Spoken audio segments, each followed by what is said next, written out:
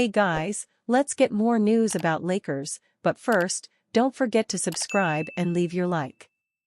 Wild 3-team trade proposal lands Lakers $215 million star and vet big man. The Los Angeles Lakers can't really start to focus on their roster until they hire a new head coach, but with J.J. Redick appearing to be the driver's seat for the job, the team should at least be exploring their options. Atlanta Hawks guard Trae Young has been linked to the team for a while now, but a deal hasn't come to fruition. If the Lakers want Young, it's likely going to cost a lot. Andy Bailey of Bleacher Report pitched a 3-team trade that would also involve the Toronto Raptors. The Hawks would get Austin Reeves, Rui Hachimura, Jared Vanderbilt, a 2028 first-round pick swap with Los Angeles, a 2029 first-round pick from Los Angeles, and a 2031 first-round pick from Los Angeles and Jalen McDaniels from the Raptors. The Lakers would get Young and Kelly Olynyk. Despite the steady stream of criticism that's followed Young for most of his career, he averaged 27.1 points, 9.9 assists, and 2.8 threes per game over the last 5 seasons, Bailey wrote in a June 1 column. He's one of the best and most dynamic offensive engines and pick-and-roll playmakers in the NBA. The Lakers also might feel a bit better about their post-LeBron James with a young Anthony Davis duo in place. The Lakers would be giving up a lot in this trade but would get a star point guard to pair with Anthony Davis and LeBron James. If the Lakers were to make this trade, they'd be sacrificing many of their best depth pieces. Reeves, Hachimura, and Vanderbilt are important players for Los Angeles. Being able to land Olynyk in this deal would make it easier to lose some of those key players. With his size, passing ability, and outside shot, Kelly Olynyk would fit seamlessly on just about any contender, but that's especially true with the Lakers, Bailey wrote. The 6'11" big would move Davis back to his natural spot at the 4 without sacrificing any floor spacing.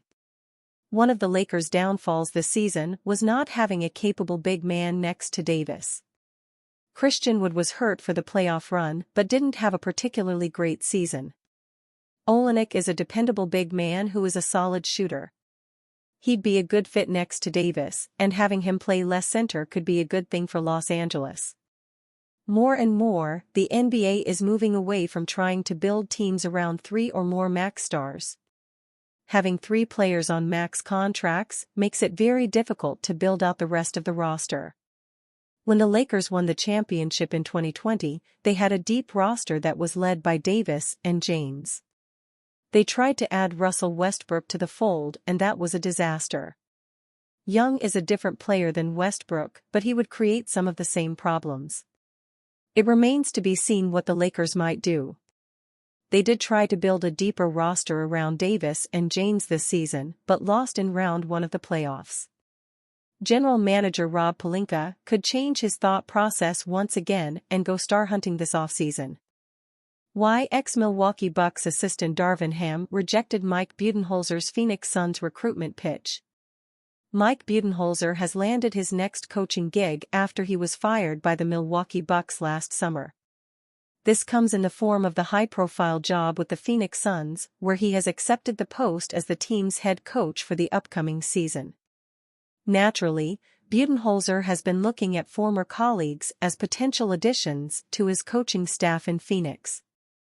As it turns out, this includes ex-Bucks assistant Darvin Ham, who was recently axed by the Los Angeles Lakers after a 2-season stint. According to reports, however, Ham was not keen on joining Budenholzer's staff with the Suns. NBA insider Mark Stein reports that the main reason behind Ham seems to point to the fact that the former Milwaukee assistant appears to be looking to take some time off after his spell in Hollywood, Hat Tip Basketball on X. League sources say Budenholzer made a run at trying to convince Darvin Ham to join his staff in Phoenix, but Ham is said to have understandably passed after 2 exacting seasons in Lakerland, Stein wrote. Then again, it's also very much possible that Ham is no longer willing to take a demotion. He's already sat at the helm for arguably the most popular NBA team on the planet, so perhaps he would like his next job to be a head coaching position as well. given the exacting past 2 seasons he's had with LeBron James and the Lakers. It also appears that Ham is willing to sit this season out, or perhaps the first part of it, as he takes his time making his next career move. For his part, Coach Bud will need to look elsewhere as he forms his coaching staff in Phoenix. Lakers trade pitch would move D'Angelo Russell and more for $215 million guard. The Los Angeles Lakers look poised to make a trade this offseason to get them back to contender status. Jake Udy of the Sporting News proposed a deal that could help them with that, sending D'Angelo Russell and others to the Chicago Bulls for Zack LaVine.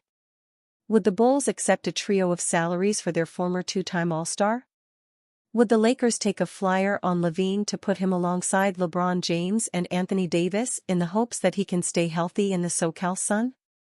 If LaVine was able to post an All-Star caliber season, that could mean a lot for the Lakers. A top 4 of James, Davis, LaVine, and Austin Reeves could earn the Lakers a top 6 seed in the Western Conference, but it would be a big gamble, Udy wrote on June 1. Russell has a player option, which he'd have to opt into for this trade to work.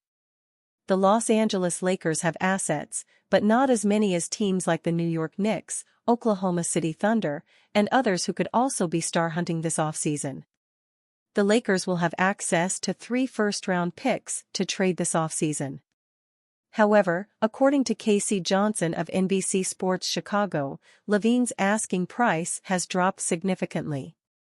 Content may be the wrong word, and I do get the sense both sides are motivated to make something work this offseason, Johnson wrote on June 1 when asked if the Bulls were content with him on the roster.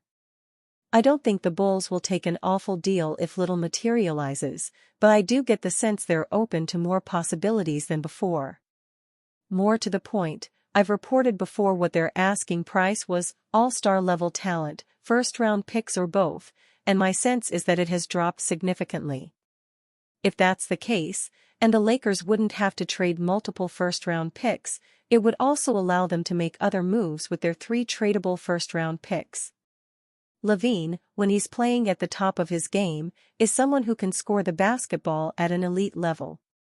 He's just a few seasons removed from being regarded as one of the top shooting guards in basketball.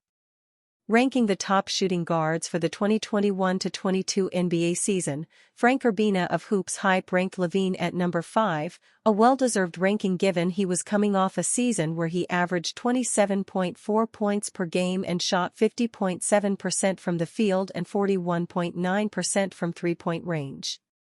However, since then, LaVine has dealt with multiple injuries, and his production has taken a hit.